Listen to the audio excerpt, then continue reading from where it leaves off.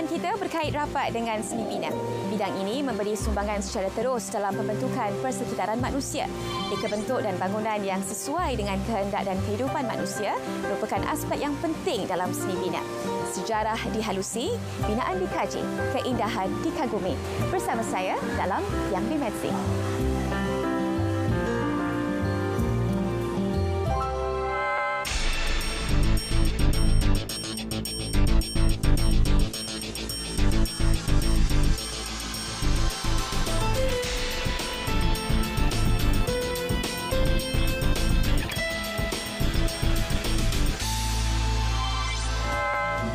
Rumah agam ini dibina pada abad ke-19 oleh seorang kapitan Cina bernama Chung Keng Kui yang berkahwin dengan penduduk tempatan.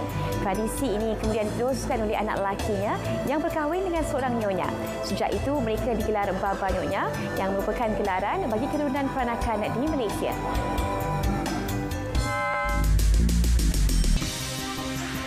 Penang Peranakan Mansion merupakan sebuah rumah paling mewah pada masanya. Lantai seramiknya dan ukiran hiasan yang menakjubkan pasti akan memukau setiap mata yang memandang.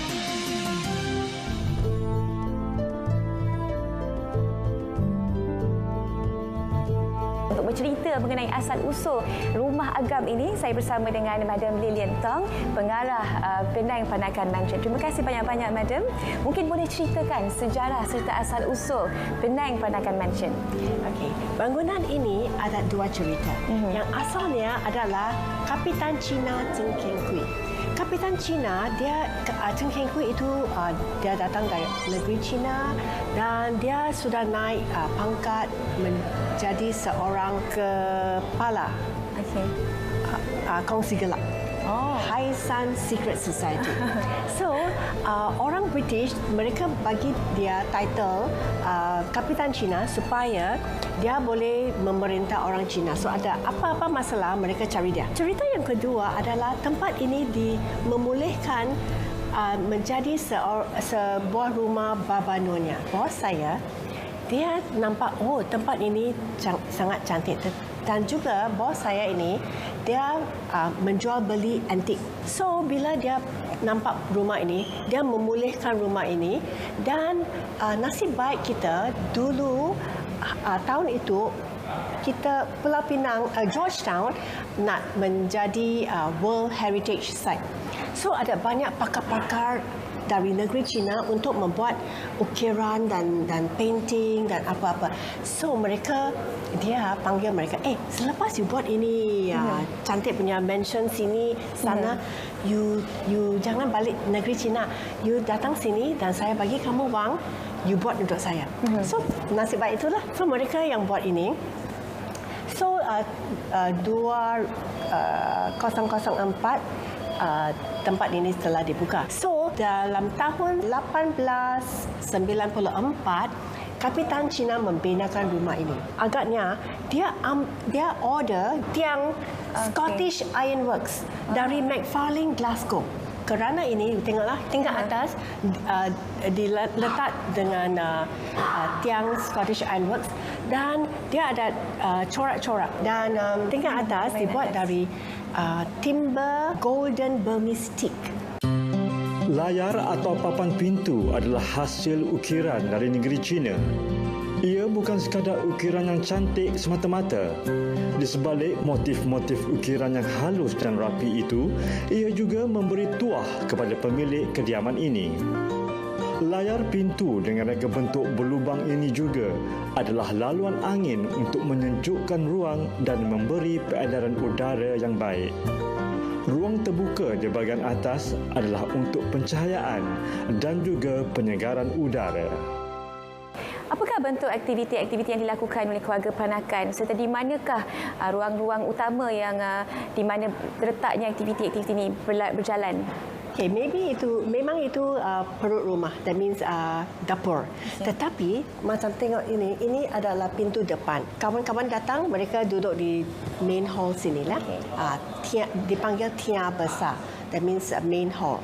So mereka sangat formal, mereka duduk begini dan selalu ada itu mother of pearl meja dan kerusi. Dan mengapa meja dan kerusi diperbuat dari kayu tanpa paku. Selepas Abel itu adalah ruang makan atau tok panjang.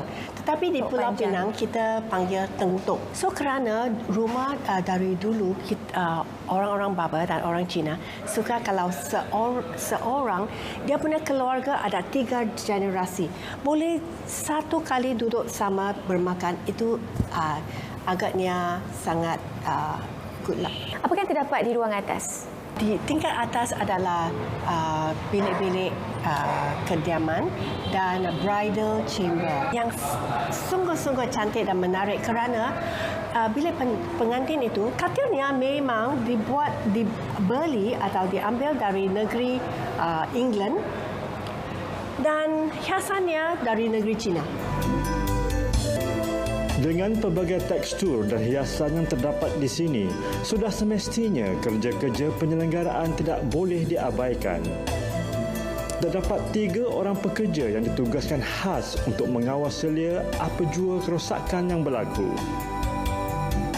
Jika terdapat sesuatu yang rosak, ia akan digantikan dengan yang baru yang diambil dari simpanan di gudang mereka.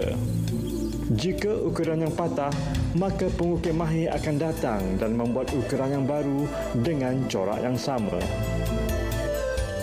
Dulu bangunan ini merupakan kediaman bagi Kapitan Cina. Bagaimana pula fungsinya sekarang? Akan ada 3 fungsi. Yang pertama adalah satu tempat untuk bos saya meletakkan dia punya antik kerana dia gemar. Dia sukakan barang-barang antik. Yang kedua adalah kita untuk memelihara warisan kita, Baba Nyonya.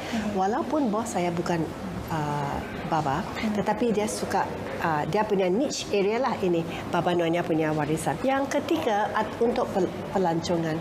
So, di Pulau Pinang sekarang kita adalah nombor 1 lah. Keindahan serta keunikan Penang Peranakan Mansion ini tidak dapat digambarkan dengan kata-kata.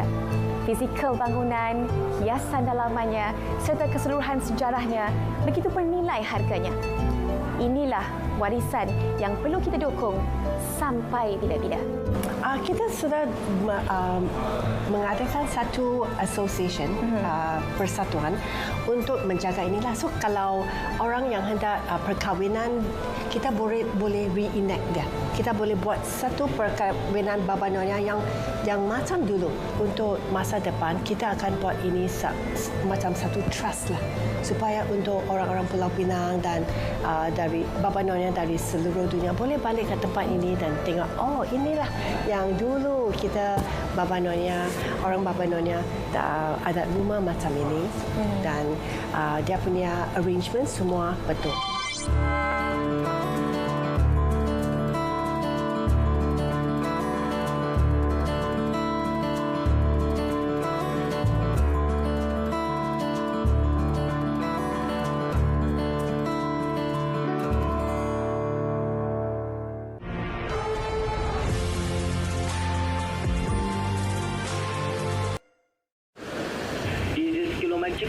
Roger, over. Ini kilometer saja, Roger.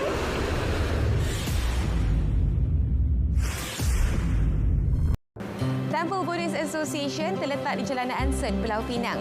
Ia diasaskan oleh penganut agama Buddha yang ingin mempelajari agama itu di sini. Keunikan bangunan serta keindahan binaan ini menarik setiap yang melalui kawasan ini. Di sebalik kesibukan Jalan Anson, Georgetown, Pulau Pinang, tersegam seni bina yang sangat menarik. Kecantikan luaran dan keindahan dalaman menjadikannya binaan bersejarah yang penting di sini.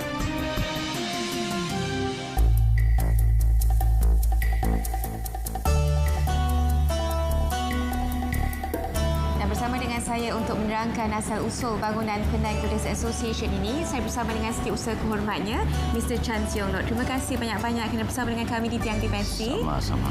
Okey, mungkin Encik Chan boleh ceritakan sedikit sejarah bangunan Penang Buddhist Association ini. Penang Buddhist Association ini telah diilhamkan oleh sekumpulan penganglut pada masa awal 1920-an supaya penganut dapat belajar agama Buddha yang benar, bukan bercampur dengan Taoism dan Confucianism. Jadi pada tahun 1928 mereka dapat tempat ini, dan awal 1930 bangunan itu dibinakan siap tahun 131.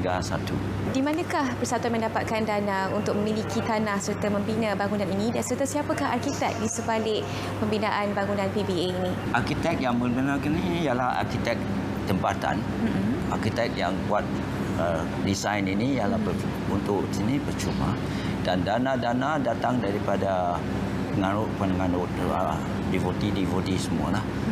Jadi ini ada yang tempat benda yang orang terima, dan ada yang mereka beli sendirilah. Kita tengok arkitek yang buat ini ialah bercampur-campur. Dia berunsur orang European dan juga orang Cina. Ini satu-satu persatuan yang tidak ada unsur-unsur semua Cina saja. Misalnya tokong-tokong ini atau Buddha image ini atau patung ini datang daripada Italian marble. Dan yang lampu-lampu ini ialah datang daripada Czechoslovakia. Kerusi-kerusi, meja-meja ini datang daripada negeri China. Saya nak mengimbau sejarah di mana satu lebih dahulu tanah Melaya pernah diduduki Jepun, ya. PBA, persatuan ini memberikan sumbangan besar terhadap kata orang melindungi orang-orang awam. Mungkin Encik Chan boleh nak cerita sedikit sumbangan PBA semasa pendudukan Jepun satu lebih dahulu di tanah Melayu. Semasa pendudukan Jepun ini, PBA ini buka pintu untuk orang-orang untuk duduk di sini, dan kami sediakan makanan dan minuman untuk orang-orang yang sembunyi dalam sini, orang yang tak ada rumah yang datang duduk sini tanpa kira bangsa ke apalah, semua disumbangkan dengan percuma. Kalau dahulu pada tahun 1930-an dahulu kan, bangunan ini berfungsi sebagai pusat penyebaran agama Buddha. Tapi dilihat sekarang fungsinya mungkin tengah bertukar. Selain daripada tempat beribadat, ia juga merupakan pusat kata orang untuk membantu mereka-mereka yang memerlukan. Mungkin boleh ceritakan sedikit sebanyak. Sebenarnya daripada awal mereka sungguh pun ini untuk mengajar agama Buddha, tapi mereka juga mengadakan welfare work. Ada banjir atau bencana alam, mereka Bangunan ini bukan sahaja menarik dari segi luarannya, tetapi juga dari segi hiasan dalamannya. Bangunan yang berusia lebih 80 tahun ini telah banyak berjasa kepada penduduk setempat. Penang Buddhist Association ini bukan sebagai tempat beribadat semata-mata. Mereka juga mengadakan kerja-kerja kebajikan.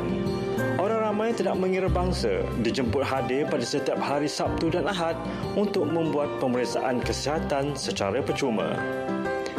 Di sini juga tersedia kediaman untuk warga tua. Ia terbuka kepada semua bangsa dan agama. Tanggungjawab ini dipikul tanpa mengenakan sebarang bayaran. Dan juga kami adakan derma kepada orang miskin. Tiap-tiap bulan kami pergikan keperluan tiap-tiap hari kepada lebih kurang 80 lebih keluarga. Kami pergi ke rumah mereka dan bagi terus kepada mereka. Saya sempat mengamati kawasan ini dan saya merhatikan kalangan mereka yang menyelenggara bangunan ini adalah daripada ahli-ahli persatuan sendiri, dan mereka berusia sekitar 70-an hingga 80-an. Adakah persatuan sendiri yang menyelenggara kawasan ini ataupun diambil orang lain untuk memelihara bangunan ini? Kami memelihara sendiri, dan juga orang-orang tua yang duduk di rumah orang tua kami juga mai tolong sendiri. Mereka sukarela saja, mereka mai tolong tiap-tiap hari juga. Baiklah, terakhir, apakah harapan persatuan untuk meneruskan legasi PBA ini dan menarik anak-anak muda untuk turut serta dalam persatuan? Ini ialah satu yang kami harapkan, sebab komiti kami semua orang tua dah. Macam saya macam ketua 70 lebih lah. Jadi diharap masa kini lah. Kita tengok orang-orang muda semua bekerja kehidupan sendiri, susah nak datang. Saya harap mereka boleh cari masa untuk mai menolong dan menjalankan tugas kami, ada mengalir balik tugas kami dan harap menggambar budaya itu dapat diteruskan.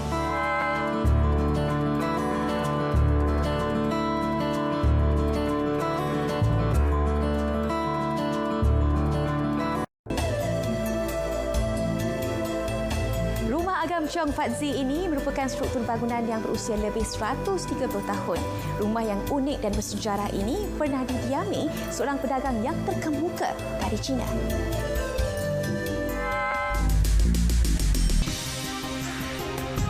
Dinding luaran berwarna biru nila ini menyelahkan binaannya.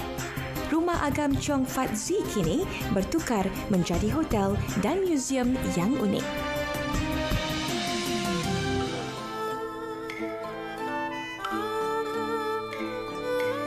Dan untuk bercerita mengenai sejarah bangunan Rumah Agam Chong Fat Zi yang tersegam indah di Bandaraya Pulau Pinang ini, saya bersama dengan pengkaji sejarah Mr. Clement Liang. Terima kasih Mr. Liang kerana bersama dengan kami di Tiang Dimensi.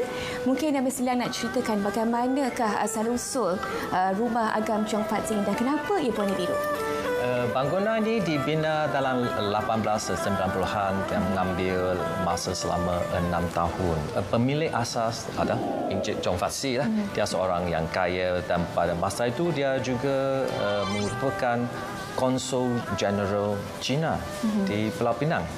Jadi ini satu sebab kenapa bangunan dibina dengan mewah sekali. Ya. Bangunan ini warna biru ada cerita dia kerana pada masa itu warna putih cepat nampaknya kotor. Kita ketahui pengaruh Chong Fat Zi ini seperti dahulu cukup besar di tanah Melayu dan juga di alam kata orang alam perniagaan dunia seperti dahulu, di mana dia dikenali sebagai seorang the Rockefeller of the East. Jadi tidak hairanlah Rumah Agam ini mengambil masa 6 tahun untuk dibina.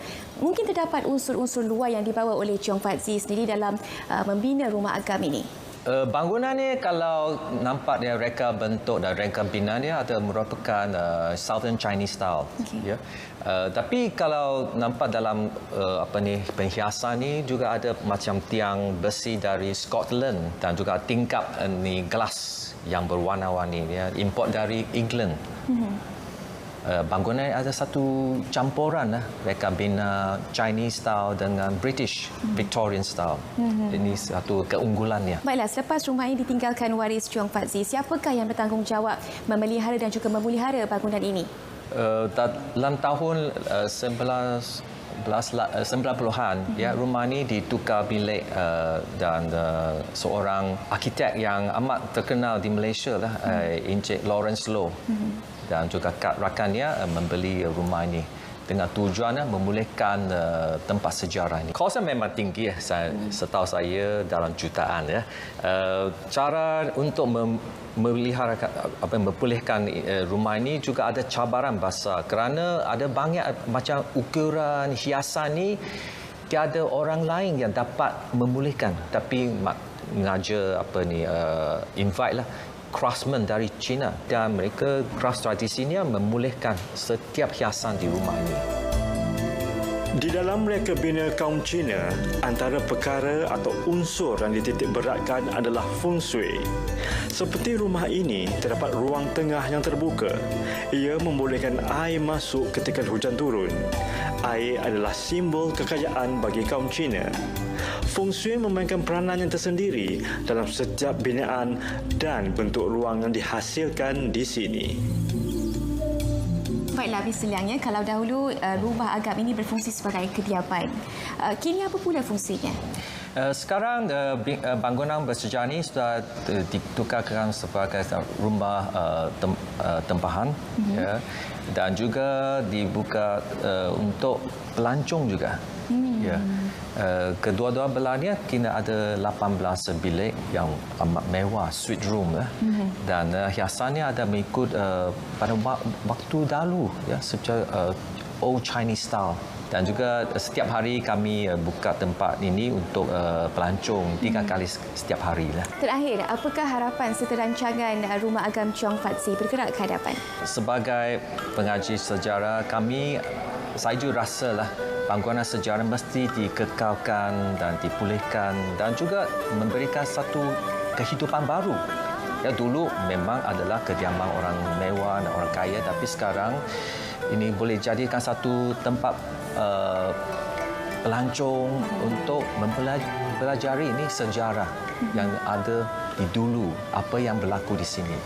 Ini satu kebanggaan bukan bagi orang kita di Malay Penang, tapi juga orang Malaysia. Pemilihan warna dalam suatu binaan memainkan peranan yang begitu penting supaya bentuk binaan itu menjadi lebih dominan seiring dengan wajah dan sejarah yang dibawa bersamanya.